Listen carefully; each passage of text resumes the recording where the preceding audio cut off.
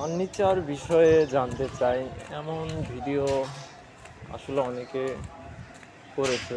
তো আমি কিছু বিষয় নিয়ে আজকে কথা বলতে চাই। সেটা হচ্ছে যে যারা আসলে ফার্নিচার ডিজাইন করবেন বা করাবেন এ বিষয়ে জানতে চান, তো তাদের জন্য এই ভিডিওটা। ফার্নিচার ডিজাইন আসলে কেমন ডিজাইন করলে ভালো হয়? আপনি যে কোনো ডিজাইনই করেন না কেন, তো সেই ডিজাইনের জন্য আপনার প্রথমত হাতের ডিজাইনটা বেশি চয়েস করবেন। কারণ মেশিনের ডিজাইনটা হচ্ছে দরজার জন্য ঠিক আছে, কারণ দরজার নকশাটা অত ডিপ করতে হয় না।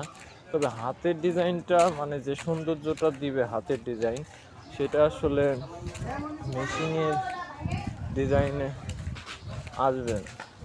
মেশিন ডিজাইন করে তার অনুযায়ী এক লেভেলভাবে, তো এক লেভেলভাবে ডিজাইনটা করলে আসলে ফুটে না, ডিজাইনটা সুন্দর হয় না। তো এই বিষয় নিয়ে আমি ভিডিও আমার চ্যানেলে দিব।